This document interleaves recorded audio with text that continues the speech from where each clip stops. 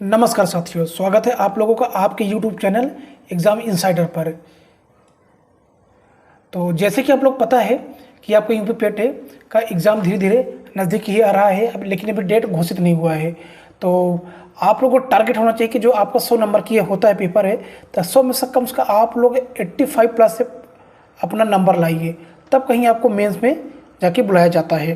क्योंकि जब UP triple S C द्वारा वैकेंसी निकाली जाती है मेंस के लिए, तो कम से कम मार्क जैसे भी लेखपाल का है तो उसमें मार्क चलिए कितना 110 कुछ पॉइंट ऐसे से परसेंटेज सब गया था, नंबर बच्चों का था, तब बुलाया गया था। तो आपको ज़्यादा से ज़्यादा नंबर खींचना है ताकि आपको मेंस में बुलाया जा सके, आप मेंस का फॉर्म भर पाएँ। तो चलिए, बस आपसे यही रिक्वेस्ट है कि आप प्लीज़ वीडियो को क्या करिए, शेयर कीजिए, अगर वीडियो पसंद है उसको लाइक कीजिए और चैनल को सब्सक्राइब कर लीजिए। तो चलिए आज का क्वेश्चन देखते हैं। आपका क्वेश्चन आपसे पूछ रहा है कि गांधी जी द्वारा सत्याग्रह सभा की स्थापना कब की गई थी। ये स्ट्रेटेजी का एक प्रश्न है। तो कब 1912 में, 1925 में, 1919 में, 1922 में, तब कब किया गया? तो 1919 में आपका ऑप्शन है सी बिल्कुल सही हो जाएगा। देखिए, वर्ष 1919 में, वर्ष 1919 में रॉलेट एक्ट के विरुद्ध देशव्यापी विरोध करने हेतु गांधी जी ने सत्याग्रह शुरू करने का सुझाव दिया था। इसके पश्चात वर्ष 1919 में ही सत्याग्रह सभा गठित की गई थी। तो ये पूछा गया आपसे, सत्याग्रह सभा कब गठित की गई थी? तो कब किया गया था? जब रॉलेट एक्ट पास हुआ था। चलिए क्वेश्चन नंबर चलते हैं अब हम लोग अपने दूसरे क्वेश्चन की ओर। देखिए क्या कह रहा है आपसे दूसरा क्वेश्चन। शेरशाह की मृत्यु कहाँ लड़ते हुई थी? शेरशाह की मृत्यु कहाँ लड़ते हुई थी? चौसा युद्ध में, कलिंग के युद्ध में, कलिंजर के युद्ध में, इनमें से कोई नहीं।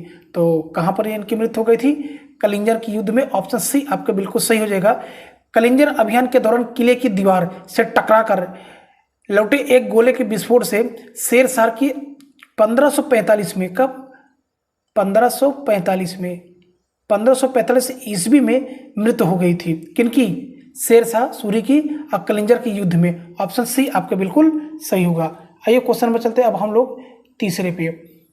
पुलकेशिन द्वितीय किसका महानतम शासक था? तक किसका महानतम शासक था? किस वंश का? कल्याकी के चालुक्य, कांची के पल्लव के, तमिलनाडु के चोल के, वातापी के चालुक्य के। तो आपका 3 का उत्तर क्या होना चाहिए? हाँ, कहाँ के थे? वातापी के चालुक्य। ऑप्शन डी आपका बिल्कुल सही। पुलकेशिन द्वितीय कहाँ का महान शासक था? वातापी के चालुक्य। देखिए, पुलकेशिन द्वितीय का चालुक्य वंश, जिसको हम वातापी के भी बोलते हैं, से संबंध था। यह इस वंश का सबसे प्रतापी राजा था। कौन? पुलकेशिन द्वितीय। किस वंश का? या तो आप वातापी कहिए या तो चालुक्य कहिए। चलिए ठीक है, इसलिए आपका ऑप्शन डी बिल्कुल सही हो रहा है। देखिए, इसमें हम आपको जो डेली प्रैक्टिस करा रहे हैं, ये 30 स्टैटिक जीके और उसके बाद 30 आपका क्या रहेगा? General awareness. लेकिन आपका जनरल अवेयरनेस कितना पूछेगा? 10 नंबर पूछेगा। और उसके बाद 30 नंबर स्टैटिक जीके आपसे पूछेगा। उसमें जो साइंस रहेगा, हिस्ट्री रहेगा, इकोनॉमिक्स है, कॉन्स्टिट्यूशन से, ये सब मिला के क्वेश्चन रहेंगे। और 5 नंबर आपका हिंदी ग्रामर रहेगा, 20 नंबर आपका हिंदी पैसेज, 5 नंबर आपका अर्थमेटिक रहेगा, और 20 नंबर आपका ग्राफ आपसे रहेगा, और 5 नंबर आपका पैसेज रहेगा, इंग्लिश पैसेज। तो चलिए अब हम लोग चलते हैं अपने, 5 नंबर आपका रीजनिंग भी रहेगी। तो अब चलिए हम लोग चलते हैं अपने क्वेश्चन नंबर किस पर? 4 पर। देखिए 4 आपसे क्या कह रहा है। अशोक के शिलालेखों का सर्वप्रथम किसने पढ़ा था? भूलर ने, रॉबर्ट सेबेल ने, जेम्स प्रिंसेस या कोरीगटन ने। तो आपका उत्तर क्या हो जाएगा? James princess. ऑप्शन सी आपके बिल्कुल सही हो जाएगा क्वेश्चन नंबर 4 का। अब चलिए क्वेश्चन नंबर चलते हैं अब हम लोग 5वें पर। देखिए 5 आपसे क्या कह रहा है फ्रेंड्स। निम्नलिखित में से कौन सी वह ब्रह्मवादिनी थी जिसने कुछ वेद मंत्रों की रचना की थी? उनका नाम लोपामुद्रा, गार्गी, लीलावती, सावित्री। तो क्या नाम था उनका? उनका नाम था लोपामुद्रा। ऑप्शन ए आपका बिल्कुल सही हो जाएगा। वैदिक साहित्य में कई ऐसी विदुषी स्त्रियों का उल्लेख मिलता है जिन्होंने वेद मंत्रों की रचना की थी।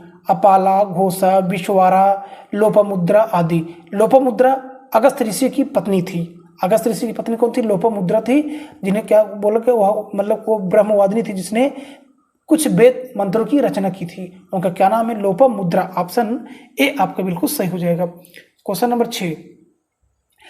खानवा के युद्ध में बाबर द्वारा पराजित किया जाने वाला राजपूत राजा था, यहाँ राजा होना चाहिए, उस राजा का नाम क्या था? राणा सांगा, रुद्रदेव, उदय सिंह, राणा प्रताप सिंह। तो आपका क्वेश्चन नंबर 6 का क्या हो जाएगा? उत्तर क्या होना चाहिए आपका? राणा सांगा। ऑप्शन ए आपको बिल्कुल सही हो जाएगा। खानवा का युद्ध कब हुआ था? 1527 में। कब हुआ था? 1527 में। किसके किसके बीच?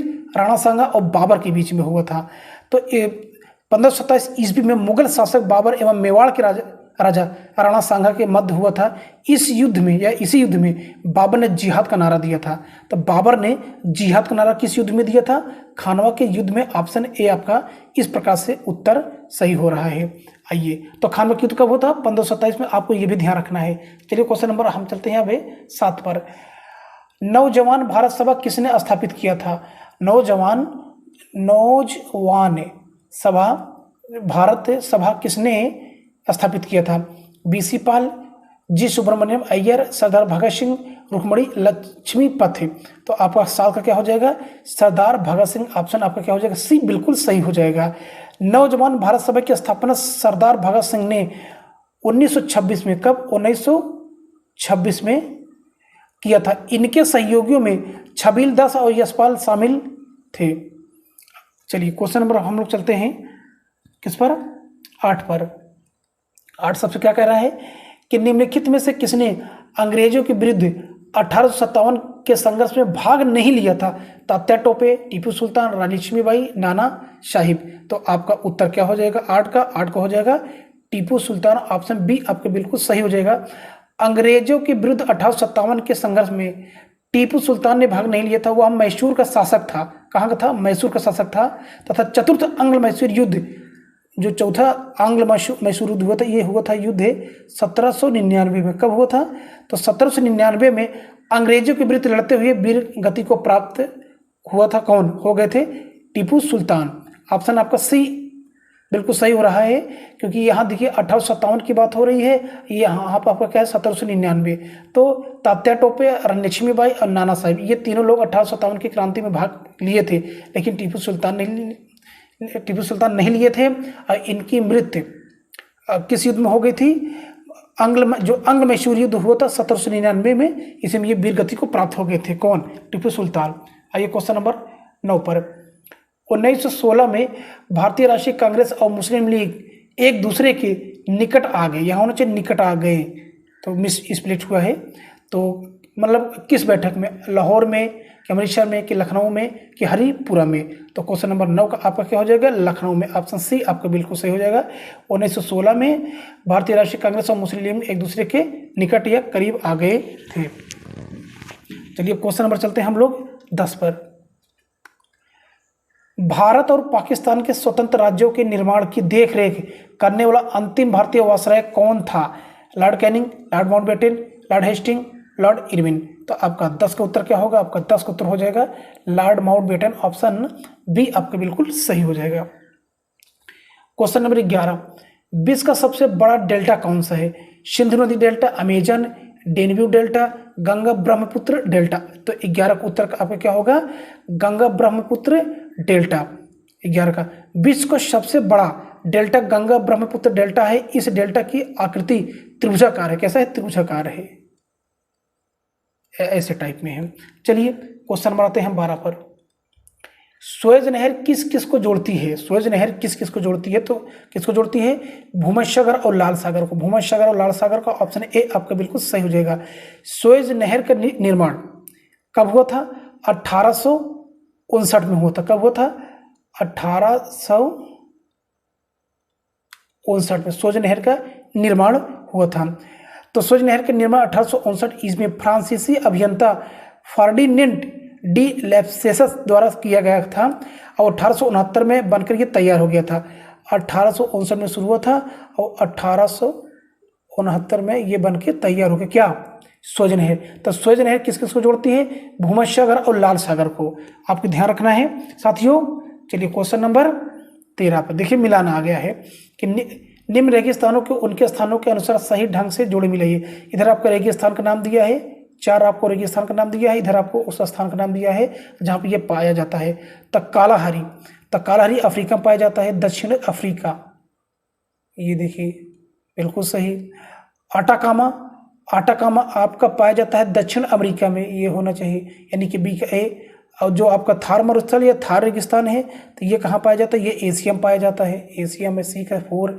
ग्रेट विक्टोरिया तो ये क्या हो जाएगा, ऑस्ट्रेलिया में। तो देखते हैं ए का हमने क्या बताया, अफ्रीका, तो 1 का 3 कहाँ पर है, 1 का 3 आपका सी में भी है और डी में भी है। चलिए आटाकामा भी क्या होता है, दक्षिण अमेरिका, यानी कि बी का 1 है, तो बी का 1 है। देखिए मिल गया। इसी प्रकार से आपका ऑप्शन डी भी सही भी हो जाएगा। बाकी आप आगे मैच करेंगे, आपको बिल्कुल सही मैच खाएगा। आप कम से कम 2 मैच कराइए, अब बाकी अपने आप ही 3-4 सही हो जाता है। इस प्रकार से कालाहारी कहाँ पर, कालाहारी अफ्रीका में, कालाहारी अफ्रीका में, आटाकामा दक्षिण अमेरिका में, थार एशिया में, और ग्रेट विक्टोरिया ऑस्ट्रेलिया में, ये सब मरुस्थल के नाम हैं। तो चलिए अब चलते हैं क्वेश्चन नंबर 14 पर। वायु में किसकी मात्रा सर्वाधिक है, ऑक्सीजन की, कार्बन डाइऑक्साइड की, नाइट्रोजन की, ऑर्गन की, तो किसकी है, नाइट्रोजन की है। ठीक, क्वेश्चन नंबर 14 का आपका उत्तर क्या हो गया, लगभग 78%, 78% क्या पाया जाता है, नाइट्रोजन पाया जाता है। वायुमंडल में nitrogen, oxygen, organ, carbon dioxide इत्यादि गैसें उपस्थित रहती है, ध्यान रखिएगा।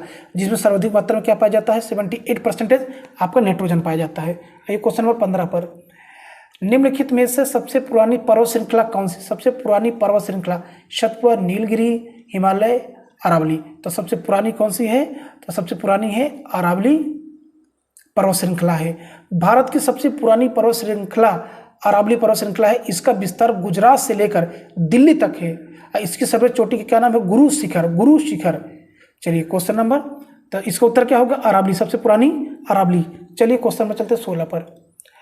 प्रथम वित्त आयोग के अध्यक्ष कौन थे, के संथानम, केसी नियोगी, ए.के. चंद्र, पी.बी.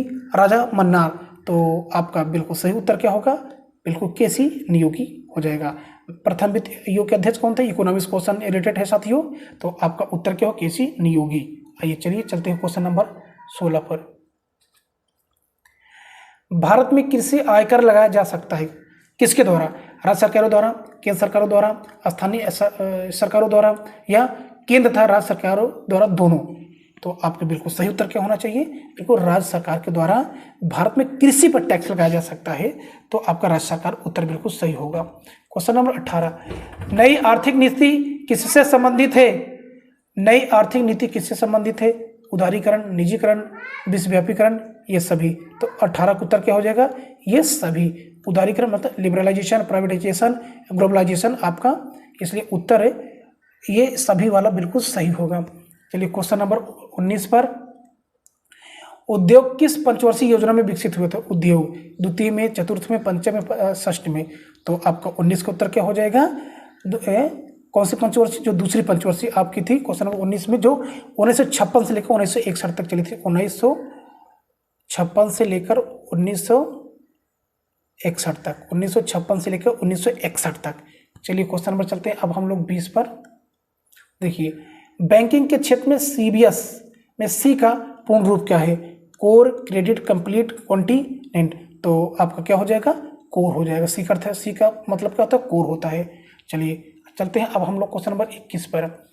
भारत में त्रिस्तरीय पंचायत राज प्रणाली का प्रस्ताव किसने दिया था, तो आपका 21 का उत्तर क्या हो जाएगा, अशोक मेहता, ऑप्शन बी आपका बिल्कुल सही होगा। मध्य प्रदेश उच्च न्यायालय की पीठ स्थित है कहाँ पर, भोपाल में, जबलपुर में, ग्वालियर में, इंदौर में, तो कहाँ पर ये स्थित है, तो ये स्थित है कहाँ पर, जबलपुर में, ऑप्शन बी आपका बिल्कुल सही होगा। क्वेश्चन नंबर आते हैं अब हम लोग 23 पर, सॉरी 25 आ गया। हाँ देखिए 23 आपसे क्या कह रहा है, क्वेश्चन 23 आपसे कह रहा है कि महाराष्ट्र में कुल डैश संसदीय सीटें या राज्यसभा के निर्वाचन क्षेत्र हैं, तो कुल कितनी वहाँ पर राज्यसभा की सीटें हैं, तो 23 का उत्तर क्या होना चाहिए, 19 सीटें, ऑप्शन बी आपके बिल्कुल सही हो जाएगा। क्वेश्चन नंबर 24 है, मौलिक अधिकारों की सूची से संपत्ति के अधिकार को कब हटाया गया था, क्वेश्चन आपसे पूछा कि मौलिक अधिकारों की सूची से संपत्ति को कब हटा दिया गया था, तो ये कब हटा दिया गया था, ये हटा दिया गया था 1978 में, ऑप्शन डी आपका बिल्कुल सही होगा। काफी महत्वपूर्ण क्वेश्चन है साथियों ये क्वेश्चन। चलिए भारत में संघ राज्य क्षेत्रों की संख्या कितनी, संघ यानी केंद्र शासित प्रदेश पूछा है, यूनियन टेरिटरीज पूछा है, 8, 7, 9, 6, तो कुल कितने हैं, कुल 8 हैं। चलिए चलते हैं अब हम लोग 26 पर। तारों के टिमटिमाने का कारण क्या है? तो प्रकाश का परिक्षेपण, प्रकाश का पूर्ण आंतरिक परिवर्तन, वायुमंडलीय परिवर्तन या तो वायुमंडलीय अपवर्तन। तो पूर्ण आंतरिक परिवर्तन ऑप्शन आपका क्या हो जाएगा? बी बिल्कुल सही, total internal reflection, B option आपका बिल्कुल सही होगा साथियों। तो चलिए, पीतल मिश्र धातु के मुख्य घटक कौन से? क्वेश्चन नंबर 27 को बताना है। पीतल मिश्र धातु के मुख्य घटक कौन से हैं? तो मुख्य घटक इसके क्या क्या होते हैं? तो इसके होते हैं तांबा और जस्ता, तांबा और जस्ता, ऑप्शन ए आपका बिल्कुल सही हो जाएगा।